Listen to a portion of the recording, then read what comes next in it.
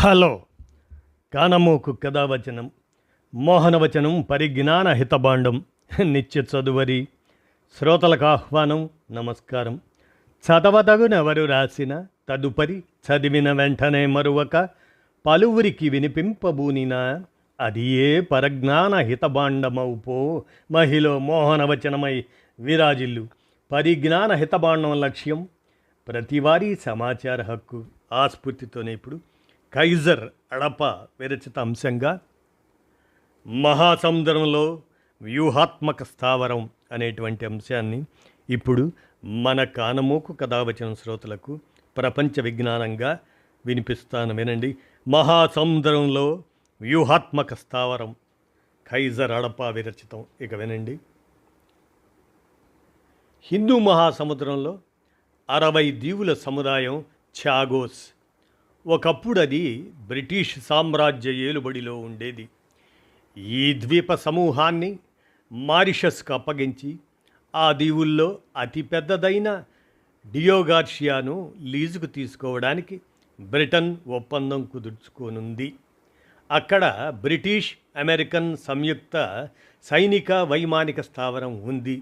దీంతో ఒప్పందానికి అమెరికా అధ్యక్షుడు ట్రంప్ కూడా ఆమోదముద్ర వేశారు. ఇక విషయాన్ని పరిశీలిస్తే డియోగో గార్షియాకు అమెరికా ఇటీవలే 6 B-2 స్టెల్త్ బాంబర్ విమానాలను తరలించింది. స్టెల్త్ బాంబర్ విమానాలు అన్నమాట అవి. అమెరికాకు మొత్తం 20 B-2 బాంబర్లు ఉండగా వాటిలో 6ంటిని ఒక్క డియోగో గార్షియాలోని మోహరించటం విశేషం. హిందూ మహాసముద్రంలో తమ పట్టు నిలబెట్టుకునే విషయంలో ఆంగ్లో అమెరికన్ కూటమి ఎంత కృతనిశ్చయంతో ఉందో దీన్ని బట్టి అర్థమవుతుంది. డియోగో గార్సియా దీవి నుంచి బయలుదేరిన B-2 బాంబర్లు యెమెన్లో ఇరాన్ మద్దతు గల హౌతీ దళంపై మార్చి 15 నుంచే బాంబుల వర్షం కురిపిస్తున్నాయి. హౌతీల బంకర్లతో పాటు యెమెన్లోని హొడైడా రాష్ట్రంలోని రాస్ ఈసా ఓడరేవు విమానాశ్రయం కూడా వైమానిక దాడులకు గురయ్యాయి. హౌతీల మద్దతుదారైన ఇరాన్కు హెచ్చరికగా అమెరికా ఒకవైపు దాడులు చేపడుతూనే మరోవైపు ఆ దేశంతో అణు ఒప్పందం కుదుర్చుకోవడానికి చర్చలు పునరుద్ధరించింది. ఇరాన్ అణుబాంబును తయారు చేయకుండా అణుశక్తిని శాంతియుత ప్రయోజనాలకు మాత్రమే వినియోగించాలని అమెరికా కోరుతుంది. మే నెలలోగా అణు ఒప్పందం కుదుర్చుకోవాలని ఇరాన్కు అల్టిమేటం ఇచ్చింది. ఏ కారణంతోనైనా ఇరాన్తో సంబంధాలు విషమిస్తే డియోగో గార్సియా దీవి నుంచి B-2 బాంబర్లు పంపుతానని హౌతీలపై దాడుల ద్వారా అమెరికా పరోక్షంగా హెచ్చరిస్తుంది. దీన్ని బట్టి ఆంగ్లో అమెరికన్ వ్యూహంలో డియోగో గార్సియా ప్రాధాన్యం ఏంటో అవగతమవుతుంది.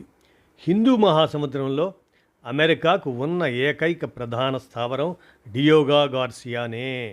ఇక్కడ మోహరించిన B-2 బాంబర్ విమానం ఒక్కొక్కటి 11,000 కిలోమీటర్ల పరిధిలోని ఏ లక్ష్యంపైనైనా దాడి చేయగలదు.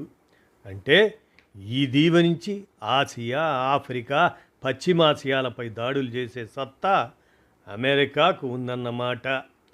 డియోగో గార్సియా నుంచి బయలుదేరిన అమెరికన్ విమానాలే గల్ఫ్ యుద్ధం, ఇరాక్, ఆఫ్ఘనిస్తాన్ యుద్ధాల్లో పాల్గొన్నాయి. తాజాగా హౌతీలపై దాడులు చేస్తున్నాయి.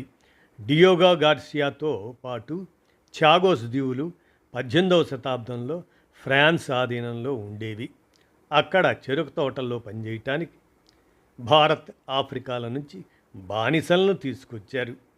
1814లో కుదిరిన ఒప్పందం కింద మారిషస్తో పాటు ఛాగోస్ ద్వీప సముదాయాన్ని బ్రిటన్కు ఫ్రాన్సు దత్తం చేసింది. 1965లో బ్రిటన్ మారిషస్ నుంచి ఛాగోస్ను విడదీసి బ్రిటిష్ హిందూ మహాసముద్ర భూభాగంగా ప్రకటించింది. దీనికి బదులుగా మారిషస్కు ఏడాదికి 30 లక్షల పౌండ్లను చెల్లిస్తూ వస్తుంది.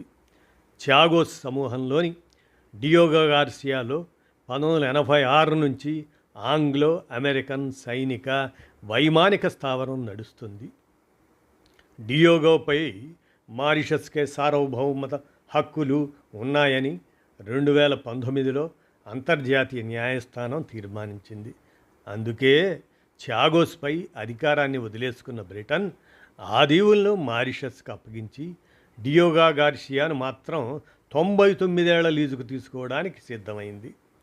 మారిషస్ జనాభాలో 70% మంది భారత సంతతి వారే. మారిషస్కు సొంత సైన్యం కానీ నౌకాదళం కానీ లేవు. పోలీసు బలగం, తీరరక్షక దళం, అదే కోస్ట్ గార్డ్ అంటామే, అవి మాత్రమే ఉన్నాయి.